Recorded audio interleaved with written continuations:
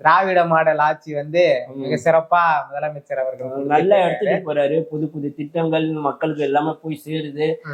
எல்லாரையும் மேல இருந்து ஒண்ணுமே வரலனாலும் கீழே இருந்து, அதாவது திருவள்ளுவர் ஒரு வார்த்தை சொல்றாரு, முயற்சி தன் மெய்வருக்க குழி தரும், தெய்வத்தால் ஆகாது எனினும் அப்படின்னு சொல்றாருல.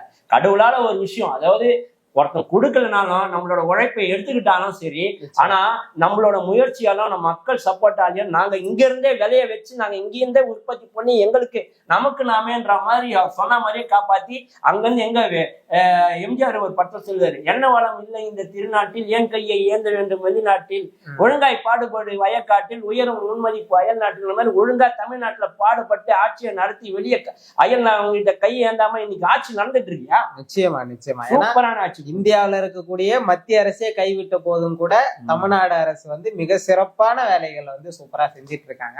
அதுலயும் ஒரு முன்னோடியா இருக்குது.